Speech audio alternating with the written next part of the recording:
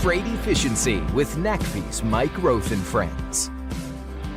Joining me on episode 9 is Quin Garcia, Managing Director of Autotech Ventures, where he shares his insights on why the trucking industry is ready for transformation, the role his company plays in providing funding for ground transportation innovators, and some additional advice to both entrepreneurs trying to break into the ground transportation space and into incumbents already in the field. Today we have joining me Quin Garcia of Autotech Ventures, and who I've only known for a short little while, but we have some common people and some common technologies in our background. So hello, Quin. Thanks for joining me today. Thanks for having me, Mike. So NACFE's been helping innovations find their way into trucking kind of since we started 11 years ago. And we've even seen some Silicon Valley companies that we've had a relationship with. You know, maybe we've coached them a little. They've sort of told us about what's going on, like, you know, Josh Schwitkeys of Peloton, Josh Carter at Aperia, Dan Burrows of Extreme, and even Alan Woodrow at Ike. So there's kind of a thing going on here. And Quin and I thought it'd be a good podcast to talk about. So we're going to compare some notes today and maybe uncover some things maybe you and I didn't even know about. So tell us about Autotech Ventures and a little about yourself personally, Quin. Sure. So Autotech Ventures, we are a venture capital firm based out of Silicon Valley that invests in startup companies that are solving ground transportation challenges. So movement of people and goods along road. We're looking for startups who are trying to solve the world's biggest pain points related to movement of people and goods along roads. And we do that in partnership with many of the world's leading trucking and transportation corporations. So these corporations have committed capital to the $300 million in venture capital funds that we manage. And we help those large corporations to identify startup companies and engage with those startup companies in innovation projects. In these partnerships between the large corporations and the startups, the corporation brings its scale and its deep expertise in the transport sector, and the startup company brings its innovation and nimble nature. And we think that bridging the gap between those two sides can help to more rapidly solve many of the challenges in the trucking space and in other ground transportation domains. Yeah, so it sounds like you're pretty focused in a particular market. Is that unique? We are focused only on ground transportation. There are plenty of other venture capital firms around the world who focus on a given sector, healthcare or semiconductor or social media or otherwise. However, there are not that many that do ground transportation. There are a few, but not many. Yeah.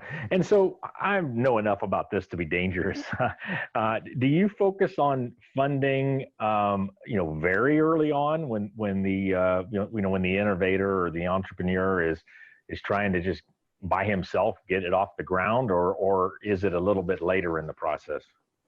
We tend to be pretty early. We tend to invest starting at the seed stage all the way up through Series C.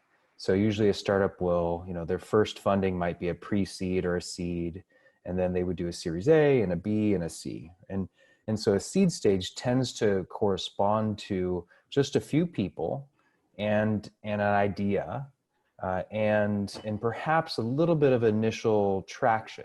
And traction can come in the form of some initial development of technology or some proof points in terms of customers.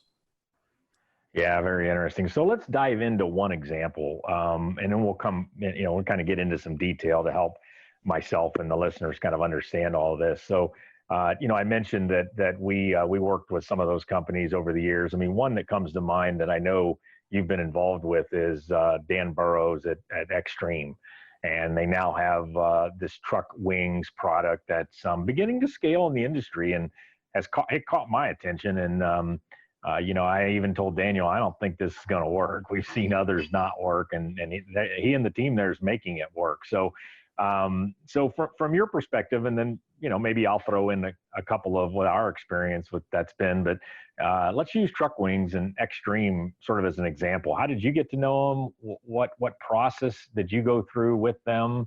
to help them get off the ground. One of my colleagues, Dan Hoffer, got to know Xstream and previously had made an angel investment into the company, and was really excited about the company and brought them to our firm. And we became attracted and excited about Xstream for a couple of different reasons. So one, as a VC, the two most common and most important factors are really team and market. And the team, led by Daniel Burrows, the founder and CEO, is phenomenal. Daniel's just a wonderful person who's really capable at bridging between kind of the tech sector and the trucking world. He can really kind of speak both languages, which is really important for a startup that's trying to enter the trucking space. And Daniel's assembled a team of complementary people around him who have all these various skill sets needed to produce these truck wings units that Xstream creates and deploy them and service them and communicate with their fleet customers. So team was a really important element and relevance of that team. And then the other factor was market. So as we all know, trucking is an enormous market. Fuel consumption and fuel and really labor are two of the largest cost elements for trucking fleets. So fuel is a huge pain point that needs to be solved, and there's various companies that are attempting to solve the fuel efficiency challenge, and you know it better than I do, Mike, about all the different companies that are out there. So huge pain point, and in pursuing it, solution of that pain point in a pretty unique way. There's not too many companies out there that are creating active aerodynamic flaps to seal the air gap between the tractor and trailer.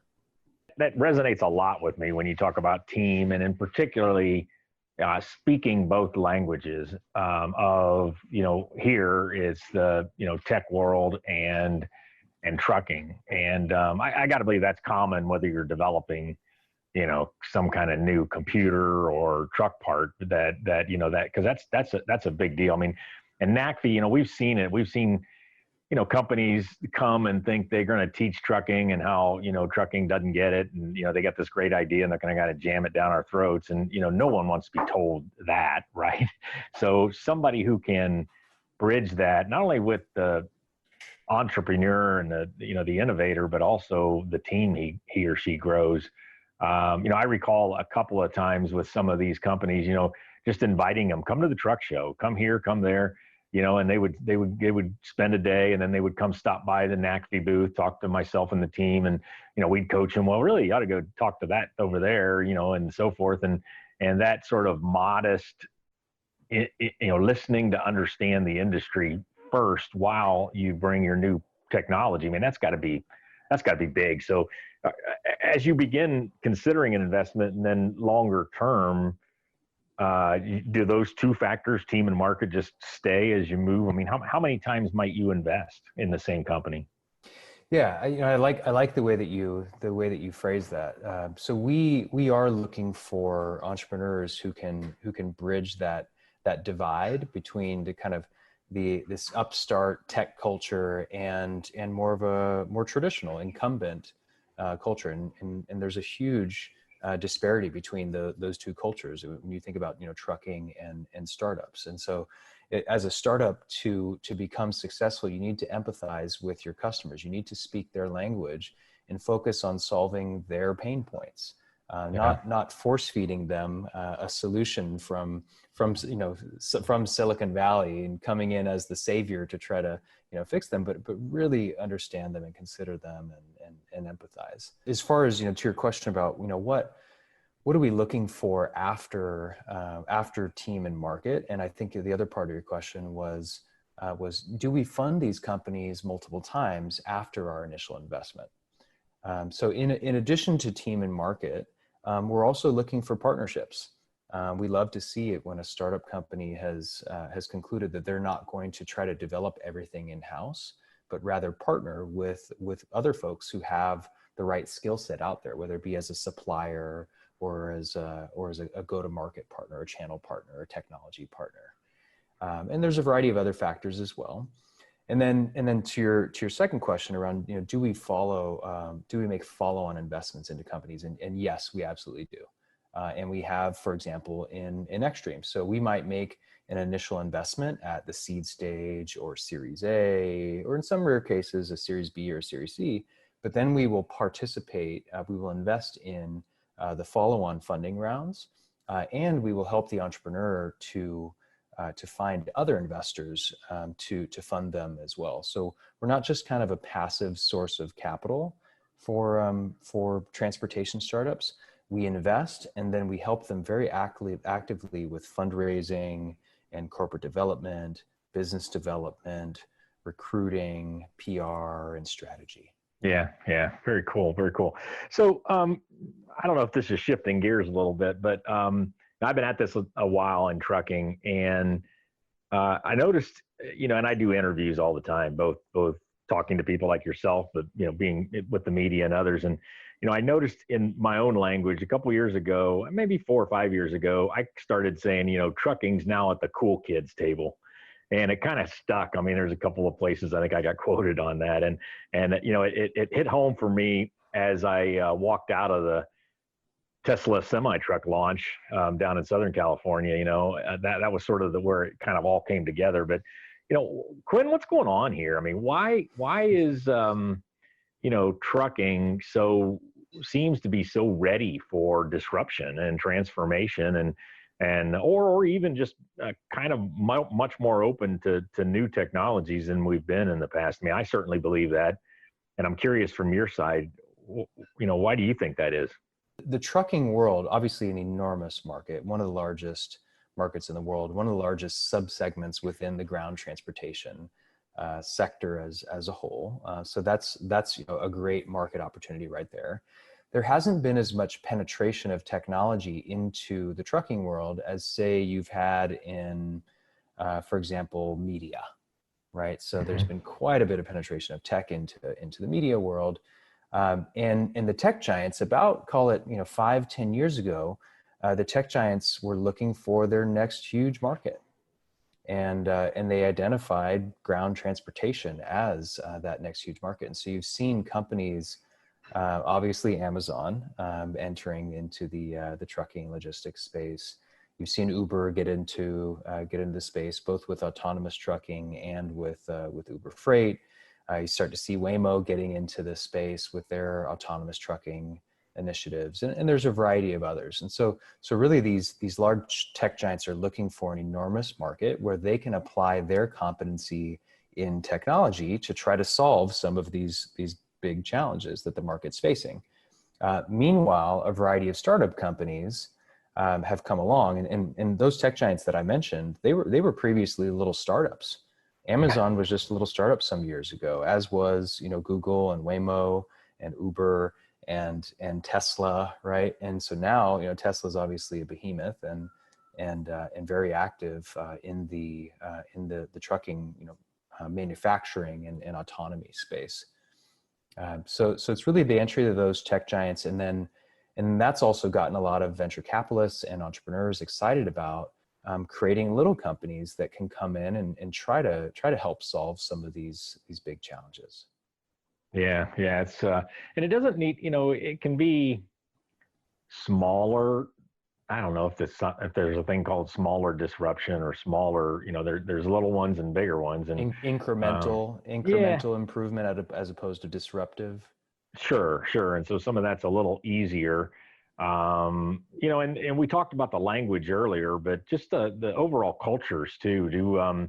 I got to believe some of these firms, and I've talked to some of the startups, they're like, in trucking, some got it, they were definitely clear to, we're a big fan of, product diffusion methodologies. And so, there's some innovators and a few early adopters, but boy, that early majority and late majority in trucking, that seems to never come. And I kind of talk about it in terms of, well, the technology might be really good for some and just not as valuable to others, even though it still might be valuable. But how do entrepreneurs look at the trucking market after they've been in it a little bit or tried, whether they're successful, or maybe more importantly, my question would be for those that weren't successful, what do they say about the trucking industry?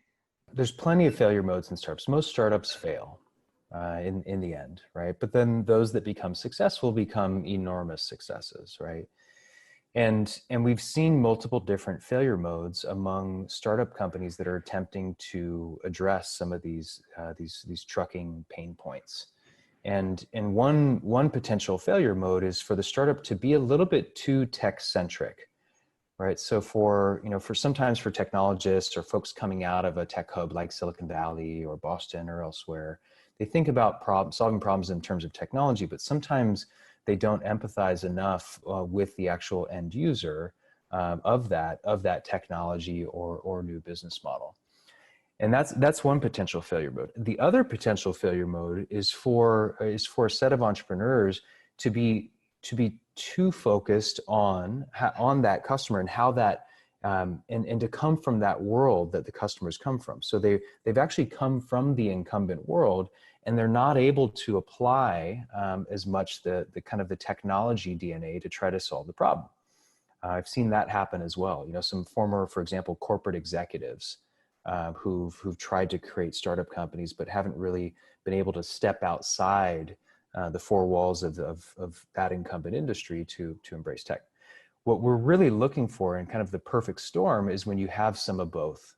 When your team, the startup team, consists of folks from the tech world or from the business model innovation world, and people who really understand and look and smell like the end customer from that original industry, then you're really set up for success. Yeah, you and I've talked about that in our conversations before around maybe it's someone who's retired from the industry and wants to sort of give back and is tech savvy or tech fan, right? Or a tech, cheerleader and can help do that bridging of maybe, what's going on with the new technology. Hey, something I want to definitely ask you about is a concept around hyping new technologies. And, I'll just be real blunt. It appears to me that some of these entrepreneurs are really into over-promising what their product's going to do. My guess is to attract you and funding, they need to say that this is the greatest thing since sliced bread and potentially kind of over-promise. And so some of the coaching we've done is, hey, when you get to really talking about people that are going to buy the product, make sure that you're very real about the benefits, not, to them. So this over-promising, is that a nature of the work you do or of this, and or not? Meaning, you don't want that either. But does that even make sense to you? My sort of hypothesis there. So I think what you're speaking to is kind of the importance of hype when it comes to new technologies. Just how is it essential for us to actually hype things up in order for a company to succeed? So my view on hype is that it can be destructive or it can be highly productive. And my thinking on hype is really if you think of an equation where the numerator is the amount of buzz around a new technology, and the denominator is how much actual productivity that technology is providing. So if you think about autonomous vehicles right now, so huge amount of buzz, enormous numerator, but actually there's very little autonomy out there in the world today. There's very little autonomous trucking, and so actually fairly little productivity for society. So an enormous hype ratio. Right, but that's not necessarily a bad thing because we humans are often resistant to change, and if we are willing to change, it's because we see something in front of us. We see an opportunity that's so wonderful that we're willing to take on the risk of making that change. And so in that sense, hype is actually really important for an entrepreneur to actually share this vision of hey, we're looking to create something wonderful and solve a really huge challenge. And yeah, there's going to be problems along the way and risks. And of course, we ourselves risk failure, just as any startup does. But without painting a phenomenal picture that people can become inspired by, it's really challenging for an entrepreneur to gain enough support from venture capitalists like us and in many cases gain enough support from folks in the industry that they're serving to get behind them. So really important to convey a vision, but at the same time, you don't want to overpromise and end up disappointing those people to whom you've conveyed that vision. Yeah, just good old authenticity comes to mind, right? I mean, hype with still some authenticity. And I think too, what we've been seeing that's helpful is to put the performance of the product, and then the product in context of now versus in the next few years, or say, longer term. So the whole subject of range and batteries right now on electric trucks. So we've got some electric trucks out there that are clearly, Class 8 tractor trailers that are clearly in the 150 to 200 mile range. There's talk of 300, 400, 500 mile range, but when, is it now, soon, and later? Put in context what they're promising or suggesting their product will do, can be real helpful. So, hey, Quinn, I knew we'd run out of time quickly, but finally, I just ask, what's your advice to either both entrepreneurs? Maybe we do this in two ways. What's your advice to entrepreneurs that really see trucking as a place for their product? And then what would you tell, and maybe more importantly, probably for the audience we've got on listening to us today, as to, whether it's an end user fleet or a truck builder or a supplier, a component supplier, what would be your advice to them when they're thinking about technology and looking for solutions to problems? First, my advice to entrepreneurs who are looking to solve challenges in the trucking space would be, as we were discussing earlier on this podcast, really try to embrace that kind of incumbent culture of your customer, but also make sure you're bringing in your kind of tech and your innovation element to the table. Don't try to do it all on your own. There's many brilliant people out there that have been working in the trucking industry for decades, and they know a lot, and they've built a lot over these years, and there's no reason to try to build things that they've already created. And so go out and partner with them and find them and look at the things and be humble and look at the things that they might be better than you at creating, and work with them, as opposed to wasting your time and investors' resources developing things that may be redundant to the problems that have already been solved by folks in the trucking industry. And then, my advice to folks who are from the trucking industry and who are thinking about technology would be to open up and consider outside your four walls, that some really great ideas can come from people who have kind of a fresh look at the industry. And so don't try to develop everything in-house. I know that's often been kind of ingrained in corporate culture, the notion of developing it ourselves and using it ourselves. But really, kind of similar to the advice that I shared with entrepreneurs, really think about, there's other people out there who are really brilliant and who have unique talents that they can bring to bear to help your business. And we as a firm, as Autotech Ventures, we'd love to talk with both sides, and we'd love to facilitate connections between both sides. Thank you very much, Quinn. I mean, I've learned a lot, and I think this is an important discussion for the trucking industry with, not only the great ideas that are coming our way, Silicon Valley and other great places, as well as how open, maybe more open than many of us give our own selves credit for, the industry being to those changes. So thanks for the work you're doing and helping these products get into the real world. So best to you and Autotech Ventures. Thanks for joining me, Quinn. Thank you, Mike, for bridging the gap. Freight Efficiency with NACFE's Mike Roth and Friends.